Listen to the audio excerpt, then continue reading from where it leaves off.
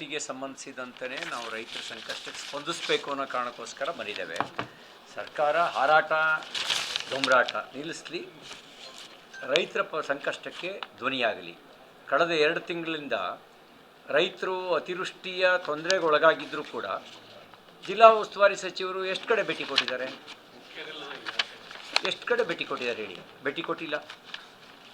ಅಂದರೆ ರಾಜಕೀಯ ಕಾರ್ಯಕರ್ತನಿಗೆ ಎಲೆಕ್ಷನ್ ಮುಖ್ಯ ಆಗುತ್ತೆ, ಆದರೆ ಆಡಳಿತ ನಡೆಸುವ ಸಚಿವರಿಗೆ ಚುನಾವಣೆಗಿಂತ ಮುಖ್ಯ ಜನರ ಬದುಕು.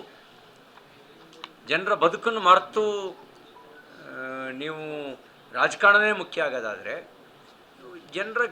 ಜನ ಸ್ಪಂದನೆ ಇಲ್ಲದಿರ್ತಕ್ಕಂಥ ಸರ್ಕಾರ ಅನ್ನೋದು ಸ್ಪಷ್ಟ ಆಗುತ್ತೆ. ನಿಮಗೆ ಅಧಿಕಾರ ಕೊಟ್ಟಿದ್ದಾರೆ, ಅಧಿಕಾರ ಕೊಟ್ಟಿರೋದು ಭ್ರಷ್ಟಾಚಾರ ನಡೆಸೋಕ್ಕೆ ಅಂತ ಅಂದ್ಕೊಂಡ್ಬಿಟ್ಟಿದ್ದೀರಿ ನೀವು. ಅದಕ್ಕೆ ಈಗಾಗಲೇ ನಮ್ಮ ವಿಪಕ್ಷದ ನಾಯಕರು ಹೇಳಿದ್ದಾರೆ, ದೊಂಬರಾಟ ಹಾರಾಟ ನಿಲ್ಲಿಸಿ ಜನಪರವಾಗಿ ರೈತರ ಪರವಾಗಿ ಕೆಲಸ ಮಾಡಿ. ಇಲ್ಲದೇ ಇದ್ದರೆ ರೈತರೇ ಅಟ್ಟಾಡಿಸ್ಕೊಂಡು ಬಡಿಯುವಂಥ ದಿನ ದೂರ ಇಲ್ಲ. ಸರ್, ಪ್ರತಿ ವರ್ಷ ಇಲ್ಲಿ ಪ್ರವಾಹದಿಂದ ತೊಂದರೆ ಆಗ್ತದೆ. ಈ ವರ್ಷ ಕೂಡ ಆಯಿತು, ಬಟ್ ಯಾವುದೂ ಸ್ಥಳೀಯ ನಾಯಕರು ಕೂಡ ಇಲ್ಲಿ ಬಂದು ಭೇಟಿ ಕೊಟ್ಟಿಲ್ಲ. ನೀವು ಬೆಂಗಳೂರಿನಿಂದ ನೀವು ಬರಬೇಕಾಗಿತ್ತು. ಹಾಗೆ ನೋಡಿ, ಈಗ ಇಲ್ಲಿ ರಮೇಶಣ್ಣ ಜಿಗ್ಗಿಣಿಗಿ ಇದ್ದಾರೆ, ಇಲ್ಲಿ 3 ಬಾರಿ 3 ಬಾರಿ ಸಂಸದರಾಗಿ ಕೆಲಸ ಮಾಡಿದವರು.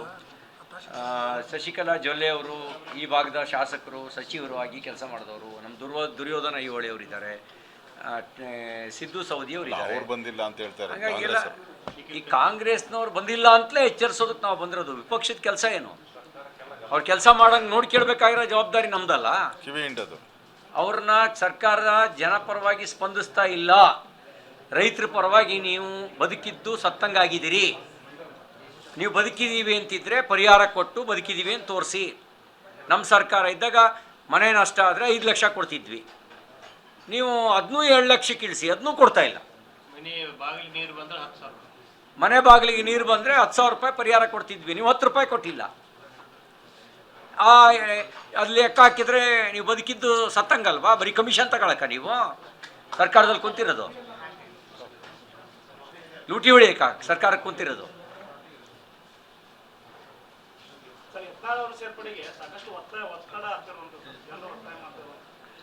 ಕಾಲಾಯ ತಸ್ಮೈ ನಮಃ. ಕೆಲವೊಂದು ಕಾಲ ನಿರ್ಣಯ ಮಾಡುತ್ತೆ, ಕಾಲ ನಿರ್ಣಯವನ್ನು ಕಾಯಬೇಕು.